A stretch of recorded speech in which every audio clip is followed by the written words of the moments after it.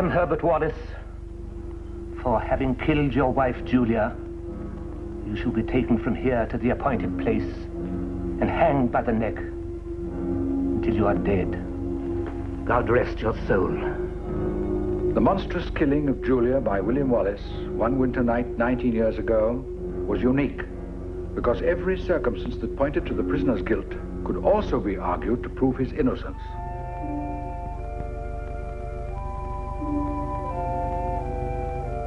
And don't you come back to the house late at night, stumping up the stairs and waking me up.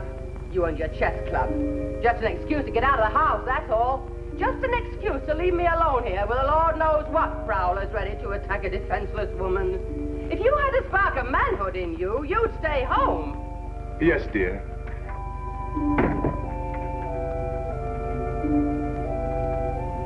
The Fortnightly Chess Club occupied the rear room of a cozy public house, the Bull and Bear.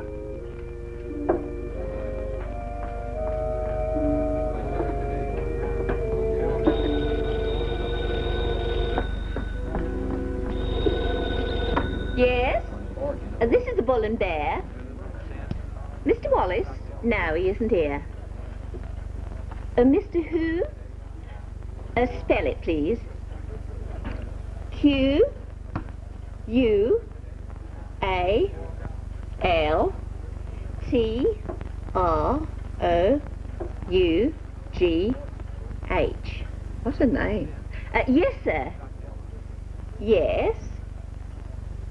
Rightio, I'll tell him. Yes, sir. 25 Men Love Gardens East. Yes, sir. Bye-bye. Good evening, Mr. Wallace. Hey, Tom. Trouble with the ball and chain? Oh, you know how women are. Hello, Frank. Mike? Sorry I'm late, Charlie. Same as usual, Mr. Wallace. Oh, please, Queenie, yes. Oh, Mr. Wallace, a gentleman called Mr. Qualtra, whatever his name is. It's his daughter's birthday and he wants to take out insurance in her favour. Will you call on him tomorrow evening, he says? 25 Menlove Gardens East. Oh, yes, I should be delighted to call on Mr. Qualtro, or whatever his name is, and sell him all the insurance he wants. Well, now. Some 24 hours later, a desk sergeant at the Hampstead police station received a telephone call informing him that a murder had been committed. We'll send somebody out immediately. And your name, sir? Burley. Yes, Mr. Burley, don't disturb anything. And all of you, including the lady's husband, remain where you are. Constable. Get Morrison and Jones and go to this address. Name's William Herbert Wallace. His wife's been found, beaten to death.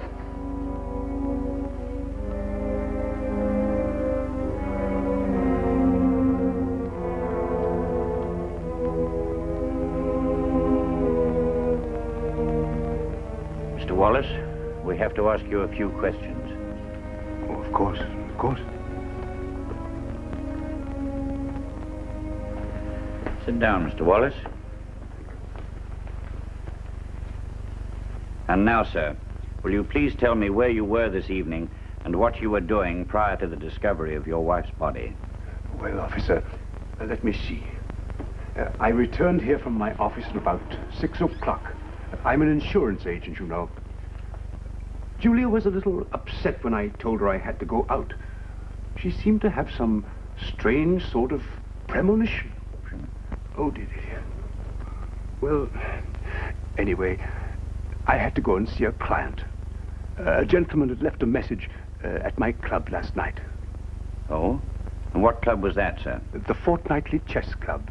We meet in our local public house. It was our finals. I won the contest. The address I was given was in Kilburn, 25 Menlove Gardens East. So I went there. Mr. Qualtro. Can he verify your presence there? Well, that's the strange part about it. It seems there never was a Mr. Qualtro. For that matter, there was no Menlove Gardens East. There was a north, a west, a south, but no east. I see. And is there anyone that can verify that they saw you there looking for this address that did not exist, or this gentleman that did not exist either? Oh, yes. Yes, I asked in several places. Shops, you know. There was a tobacconist on the corner of Smith Street, Kilburn. Let me see. Oh, Thistle. Such a funny name, I had to remember him. Oh, then there was a petrol station on the corner of Menlove Gardens West. Oh, the Big Owl petrol station. A young man with a little moustache. Very good, sir. Oh, of course, then there was the officer, the police officer. He was most helpful. He said there was no Menlove Gardens East, that I was wasting my time. Probably I was the victim of some hoax. Oh, he was most sympathetic. And what time was it when you accosted this police officer? 7:15 exactly. Exactly? Oh, yes, I remember that because I asked the officer the time and I corrected my watch by his. Oh, yes, it was a hoax. The message was a hoax on the part of the murderer to get me out of the house. And what did you do when you came home? I rang the bell repeatedly. There was no reply. The house was in darkness. Everything was barred and bolted. I became so worried that I called out to my neighbor, Mr. Burley. Mr. Burley is much stronger than I am. He broke down the back door, and we entered. Found Julia just as she is, except that Mr. Burley covered her poor injured face with a handkerchief. Thank you, Mr. Wallace. And now I must ask you to accompany me to headquarters for further questioning. It's our theory that you made that telephone call to the chess club, disguising your voice and leaving a bogus message for yourself as an alibi for your whereabouts on the following night, the night you intended to commit the murder. Oh, dear, no. I could never think of anything so clever. Telephone engineers were able to trace that call to a street corner telephone box only 400 yards from your home. Fancy that now. Do you know that telephone box? Oh, yes, very well. I pass it quite often. The telephone company had been having some trouble in getting coin returns from that box, and all calls in consequence were carefully recorded. This particular call was made at 6:55, 5 minutes to 7. Now, that would just about give you time to leave your home, walk down the street, and make the call. What have you to say to that? Do you know, the murderer must have been waiting in that telephone box for me to pass by before making the call. Imagine. I walked right by without even seeing him. Now then, Mr. Wallace, let's stop all this chess playing, shall we? I'll tell you exactly what we think happened on the night of this murder. You came home from work, as you do every evening, and went upstairs to change your clothes before going out to meet this mythical client who'd called you at the chess club the night before. At least, that's what you told your wife you were going to do. What you actually did, however, was not change your clothes, but to strip naked. Then you put on a mackintosh to cover yourself. You went downstairs, entered the parlor, and called out to your wife from the dark. She came in looking for you, and you beat her to death. Then you carefully laid her out too near the fireplace. Her skirt caught fire from the gas burner. You smothered the blaze with the mackintosh, turned off the burner, folded the mackintosh and put it under her head, and then went upstairs to bathe. Oh, really, Mr. Inspector? Dressed and cleaned of bloodstains, you hurried out of the house and went off looking for a non-existent address. Next, you were seen wandering through the lanes of Menlove Gardens, north, south, and west. A newspaper boy, a greengrocer, and a policeman all testified that you asked them to direct you to Menlove Gardens East. Each of them told you there was no such district, nor had they ever heard of any Mr. Qualtrough, the name of the person you were seeking. That is quite true. Having carefully established your alibi, even to the point of pinning the time down by correcting your watch against the police officers, you then went home to play some more chess. After trying the back door and the front door and making a pretense of not being able to open them, you called upon your neighbor, Mr. Burley, for assistance. Very clever, Mr. Wallace. Nothing like having a witness present at the discovery of the body. Mr. Burley, it seems, was able to push open the back door by applying his shoulder to it, whereas you had been unable to move it. Mr. Burley is stronger than I am. So it would seem. At any rate, you and he enter the house and the dead woman is discovered in the parlor where you'd left her earlier. Very ingenious. We agree. Except that it's not true. Do you know a woman by the name of Sarah Williker? Oh, yes, very well. She's our child lady. She's been doing for us for years. Is she an honest woman? Do you have confidence in her? Oh, completely, yes. She's as honest as the day is long. If you're thinking of employing her, I can recommend her highly. I was not thinking of employing her. I was thinking of something she told me. She will swear in court that there was an iron rod in the parlor about 15 inches long, and that it's no longer there. Disappeared? How odd. The murderer must have taken it with him. He must indeed. He must have taken it with him and disposed of it on the journey to Menlove Gardens. Mr. Wallace, you can do your country and yourself a great service by confessing to this crime you committed, and so avoid the long and troublesome process of being brought to trial for it. Without doubt, you'll be proved guilty. However, by cooperating now, you may earn some clemency in your final disposition. I did not kill my wife. William Herbert Wallace, you are hereby charged with the murder of Julia Wallace on the night of February the 28th of this year in your abode at 13 Latham Street, North London. I must caution you that anything you say now will be taken down and may be used in evidence against you. My advice is to get yourself a lawyer. You need a good one.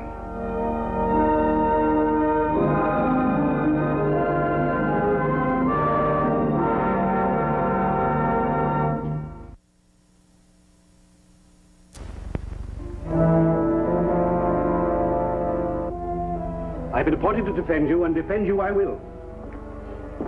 I only hope I'm half a match for the prosecution. The Crown is to be represented by Sir Charles Ogilvy, the very top of his profession. But you, Mr. Munro? I am a mere barrister. The fact is, you need expert counsel. A man like Sir Henry Vining, for instance. With Sir Henry defending you, you'd have a chance of acquittal. But how do we get hold of such a man? Money, Mr. Wallace? Money. I have about £400 saved up. A proper defense would cost you a little short of £2,000. Well, then I'm afraid it's quite beyond me. What about that union you belong to? I noticed in your dossier that you belong to some union of insurance collectors. Oh, yes, I'd forgotten about them. They do occasionally help members in distress. Members in distress, I dare say. But members in the kind of distress you're in, I wonder. Then I have no one else to turn to, Mr. Munro, excepting you. I shall do my utmost. I believe you will.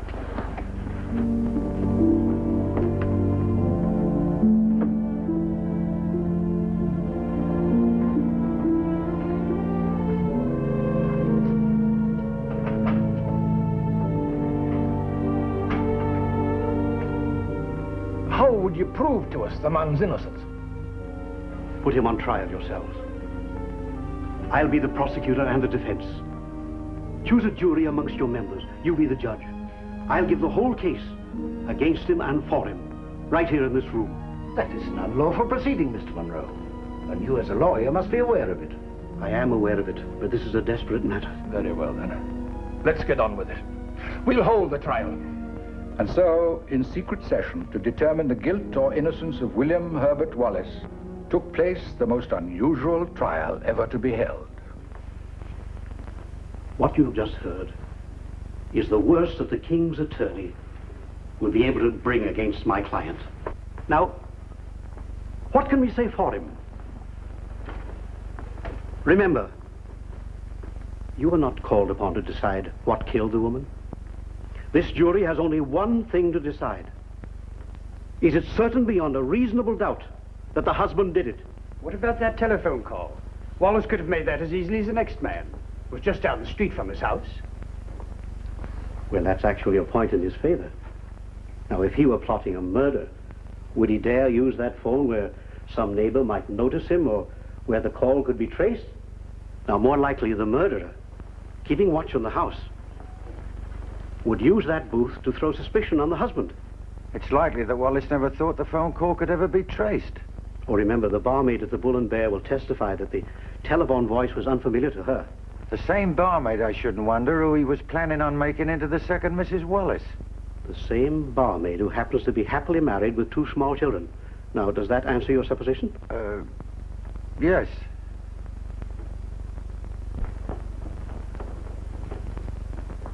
Now, the question is, was Julia alive when her husband left the house at 6:45 to keep his appointment at Menlo Gardens? The general opinion, sir, is that the unfortunate woman was dead. Her head bashed in with an iron bar wielded by your client. Gentlemen, 15 minutes before, at 6:30, a milk boy talked to Julia on her doorstep. Now, if you believe him guilty, the man had only 10 minutes to complete the whole horrible job.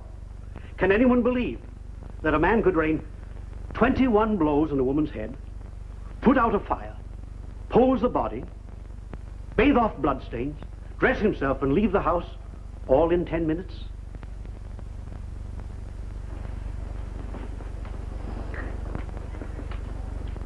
A surgeon professor will testify that these blows were dealt in a frenzy of ferocity. Can anyone imagine this kindly man in a frenzy? For 52 years, he lived without a blemish on his reputation. And since the murder, not one of his statements has been disproved. Remember that. Not one. Most important of all, if he did it, can you tell me why? Hatred of his wife after 18 years? Another woman? No. Not now. Not ever. Robbery? Only £4 in the house. His wife's insurance? She had only a small policy. This man had nothing to gain by his wife's death except loneliness. The prosecutor will not be able to advance one sensible reason for my client having murdered his wife. There was no motive, no proof, only a flimsy supposition. The Crown will base its case purely on circumstantial evidence. So if you, the jury of his peers, have a crumb of doubt about the guilt of William Herbert Wallace, let it appear in your verdict. Thank you, Mr. Monroe. The jury may retire to consider its decision.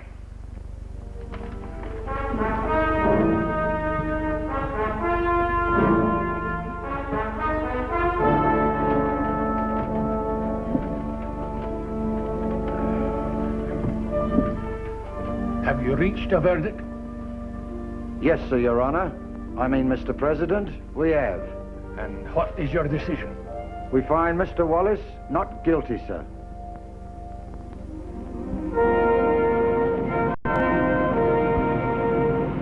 In due time, the real trial was scheduled at the Old Bailey. With money provided by the union members, eminent counsel was engaged to conduct the defense. For one full day, the accused man himself stood impassive in the witness box, firm of voice, as he denied everything. I did not kill my wife. The jury will retire to consider its verdict. The jurors took but 1 hour to reach their unanimous verdict.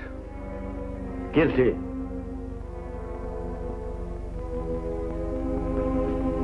Our defense was perfect, and Sir Henry's plea on your behalf was eloquent. It's just one of those things that happen in the courtroom. I thought Sir Henry was splendid. I do hope he's not too disappointed. Well, that's very generous of you, considering what it means to you. What does it mean to me? Well, it means that unless we can find some reason upon which to ask for an appeal and get a new trial, that you'll be Well, you know what you'll be. I see.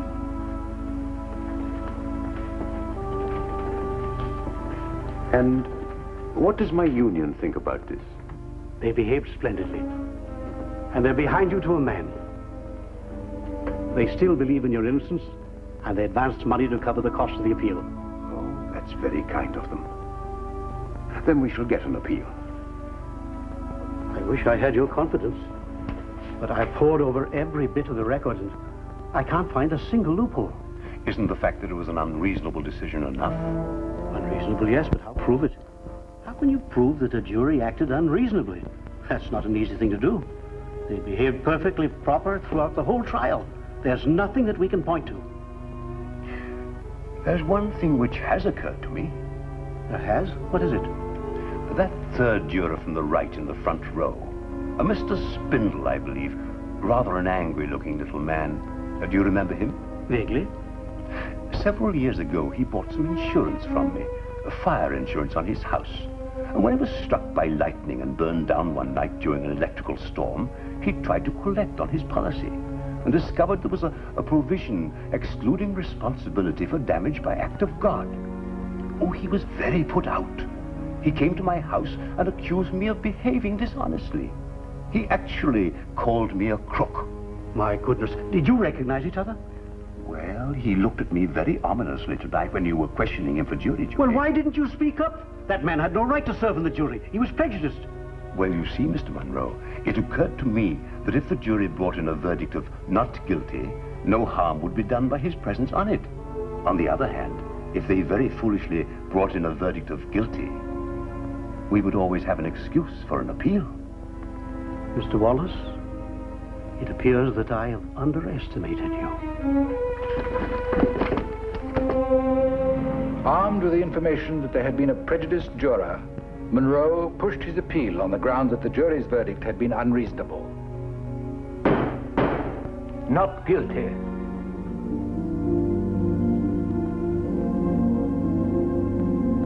Freed at last from the terrible accusation laid against him, William Herbert Wallace retired to his little house and spent his time mostly in solitude, reading and tending his garden. Good morning, Will. Oh, hello, Harold. What a lovely day, isn't it? Beautiful. Roses coming along fine. Aren't they so splendid? You know, Julia didn't like roses. She wouldn't allow me to grow them. So they made her break out in a rash. Well, there you are. Now you can grow all the roses you want. Yes. Yes, I can, can't I? Harold! You come back to the house this instant and finish cleaning out the furnace. Right away. Women. Well, be seeing you, Will. Harold! Coming, dear. Was this mild old fellow really a murderer? You can still have an argument over this point in the pubs of North London. I suppose no one will ever truly know.